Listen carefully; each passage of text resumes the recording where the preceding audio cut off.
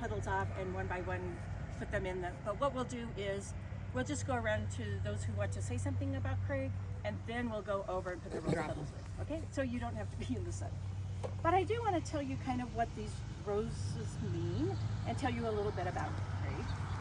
So we're talking about orange roses now, and it represents fascination, enthusiasm, desire, and energy. Orange roses symbolize admiration and excitement, making them the perfect gift for your loved one after a big accomplishment. And you know that Craig was fascinated by the world. I always said that he had that little boy wonder in him. So any new thing that happened in the world, he was excited about. And very enthusiastic, you know. So that's the orange. We're going to now talk about I'll do red. Red roses long have been associated with love due to their vibrant red color, which symbolizes passion and strong emotions. The intense hue of red evokes feelings of desire and romance, making red roses a powerful symbol of love and affection. And I don't know how many of you know, but Craig was a great romantic. And he would bring me flowers every week. And the week that he died on a Saturday. And on Monday, I knew I had about an hour in the morning I could go for a walk if I got him all settled, because he was bedridden by this time. And so after I came in from this walk, I leaned over to him and I gave him a kiss, and he said, "You are so pretty." And you know, that was very hard for him to do, because by that time, communication, just saying the words, was hard. And then he could not eat, other than on the side of the bed. And so as I was helping him eat, after he was finished, he picked up my hand and kissed the top of my hand. So even to the end of his last days, he was a romantic. Okay, let's do yellow.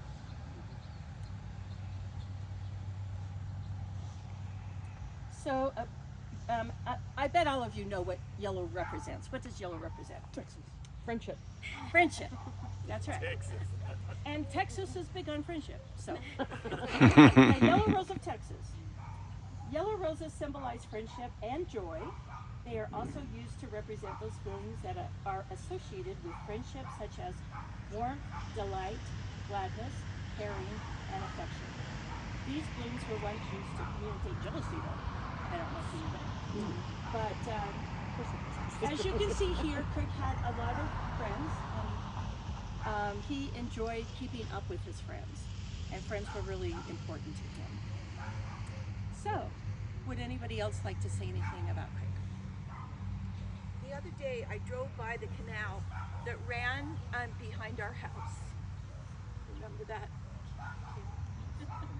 And up in Holiday? we had a big, huge old trees, lots of them. And Craig designed and built a tree house and a swing. And you could swing on the swing and fall into the canal. So I'm just going to show you a picture of the canal. It was such a delightful, beautiful place to grow up. There were frightening things and beautiful things.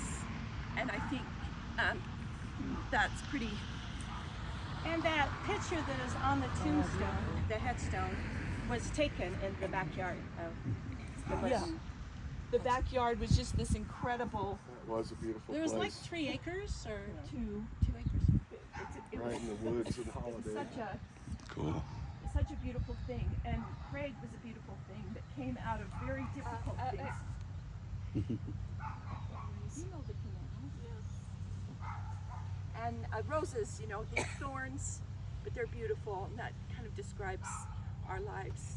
And he loved my art, which is just heroic, and I loved him. That's not true. A lot of people all love of us your are art. heroes then, because we all love your art. I remember Craig coming into our rooms, and I'm sure all of you have heard this, but when we were young girls, he would bring his guitar into our room and sit at the end of the bed. And he always sat with one leg like this and one leg like this. Remember that? We always had, I eat my peas with And he would make up songs and nursery rhymes, and it's hard to hear any of those songs without thinking about Craig, because he had such a beautiful voice and just would share his musical talent. And I always thought it was so awesome when you'd go to his house, he had every instrument, just all these different kind of flutes and drums and electrical stuff and accordions and just anything to experiment with music or art, or he'd be listening to the blues one day and something else another. So I loved that influence on my life, and grateful for Craig for being a lover of the arts. He was influential in our lives.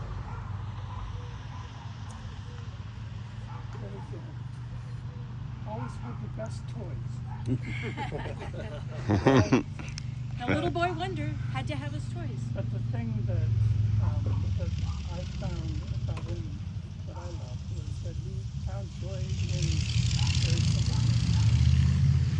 Whether it was eating a pizza or cooking jambalaya or playing the guitar.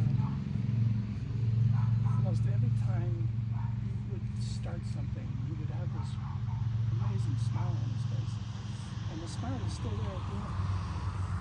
And it didn't have to be an expensive hobby. It could be almost anything. But that's what I remember about him, especially when he was young.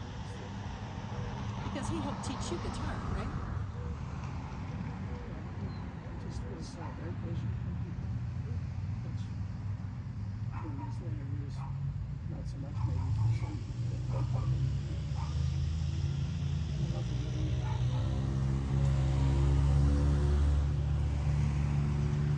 Yeah, he did have the best toys, and I think also that he loved sharing them with people, very generously. I mean, just the first time I came out here to even look at the place, to move from Atlanta, he, gave me keys to his convertible Saab, and, sent me up Big Cottonwood Canyon, and it was a beautiful winter day, and he didn't know to trust me with that, and it was like have the maximum amount of enjoyment out of whatever it is that you're doing. But also I wanted to say about one thing, the legacy of Craig and influence was that he genuinely looked for and could identify people's strengths and their passions, even if they maybe were hidden for the person. They would kind of, tease it out or put things out there, ideas of, here's how, here's how you could do that, and let's do that. And that's something to, for me to remind myself of just every day, of just what is the joy and passion that I can get out of the present moment that I'm in. And so I thank him for that. He was a good friend. I'm going to just say something to pile on. So most people don't realize that entire industries have been built on Craig's ideas. Yeah. And there's a lot of people walking around taking credit for what Craig did. I'm not one of them, but Craig had a unique ability to move into the future and live there until we all got there. And so the older I get, the more I realize that's the definition of vision, to be persistent. And it's really funny as you stumble over your bad ideas, and then eventually you come to realize that he was right all along. It was humbling. And he's a good friend. I miss him. I miss him a lot. I miss being able to just ask him questions and search his intellect and get realigned with not only what's going on today, but he always had a keen idea of where we were going, which always gave me a lot of comfort. Anyway, I love you, Craig. Miss you, bud.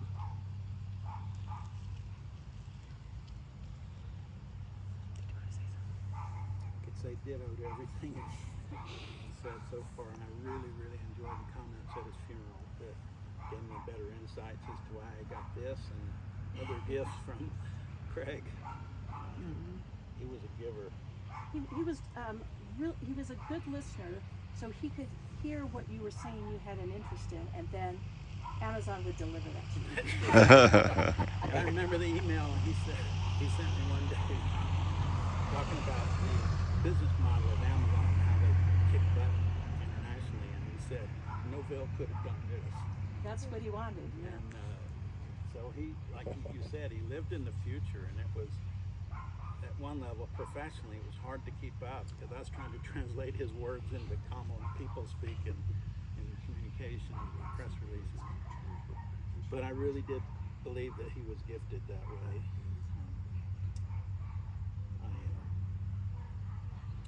I learned a lot from him, but perhaps what I learned the best was understanding the Savior parable of the laborers, where a certain man went out to work in his fields and he went to go to the labor pool and hired some people. They went to work and said, I'm going to pay you X dollars. And he came back and he hired some more and said, I'm going to pay you X dollars all day. And he kept doing that throughout the day. So there were some people that weren't there in the field very long. They got the same dollar, but the people that had been working there all day. And some of them took exception to that. And the man said, didn't we agree on that X dollar? Didn't we agree on that this morning? And I understand that we're a lot like those laborers. We get the memo about the meaning of life and what's important at different stages in our lives. And some of us make some mistakes, and some of us make doozies. And it takes years to recover. And I know that Craig confided in me in a couple of cases about how he had screwed up his relationships with his family. And it's his fault and his children. He had a lot of remorse about that. But he was also turning towards the Savior at the same time I was really getting to know him. And I was just watching his engagement with the truth, the Savior's plan, and baptism, and all those things, and thinking, he's that laborer. He got the memo a little later, but he got the memo. And he turned toward the Savior. Gives me hope for me, because I've screwed up and done some doozies in my life too. So, good man. I'm glad I know you.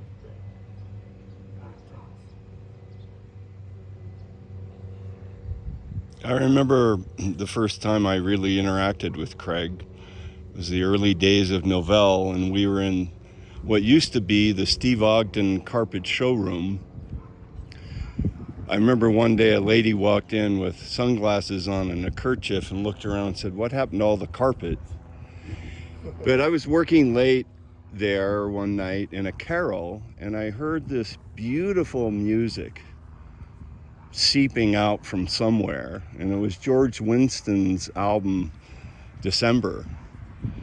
And I followed the music, and of course it was Craig who was playing it up at the highest volume. And he sat down and just befriended me, and I didn't feel I was worth it at all. He was a VP, I was just this new hire.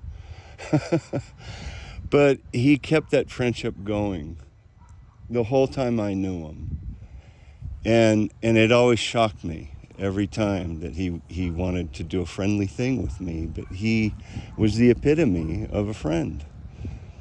It didn't matter who I was. He developed a relationship and a connection. And I miss that connection. Thanks, Craig. Yeah, I'll say a couple things too. Well, echo a lot of things that have been said here. I think I was trying to find that one word, and there just isn't one. But just his incredible generosity that then spun off into multiple words, right? He was generous with his knowledge.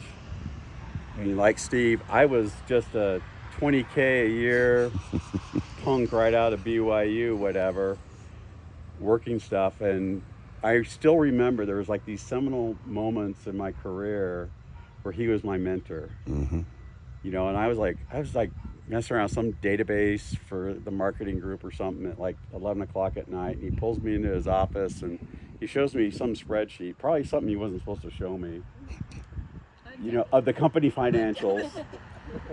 You know, and he explained to me about why software was so superior to hardware, right? And I learned about gross margins and all this kind of stuff, and it's like, okay, this is how we're making money, right? And then but he was just so generous with everything. His knowledge, you know, obviously, you know, everything he had, he shared with people.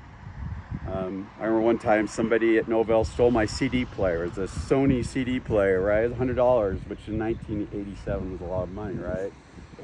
I think it was probably one of the janitors probably took it. I left it on my desk. And, you know, he replaced it. You know, I didn't even tell him, right? He just replaced it. And there's just these moments in my life where, I mean, I remember in his Saab, he took me on one of the Provo off ramps at 90 miles an hour, right? You know, it's just, there's just these moments in my life that Craig was a part of them, and I'm thankful for his generosity. You know, I had the music experience too with him. For me, it was Peter Gabriel. Cool. You know, and the thing about Craig, and I think that this is the mark of a great friendship, is it didn't matter how many years had gone by since we last saw each other. It would just spin up right exactly where we left off. You know, there was no, you know, issues or anything like that. It was just like, oh, I haven't seen you in 10 years, you know, big deal. Here's the latest that's going on. So that's when I think of Craig, I think of those things. Nice. Miss him a lot. I don't really know Craig that well, only through Paula, my friend. And he was an amazing man because he gave you like a lifetime of love in such a short time. And she's still laughing about all the fun they had, and I mean, they went to Korea, they had adventures, and I think he was a very special man to bring that kind of happiness to you. Absolutely. And I know you brought him also. You were his mirror.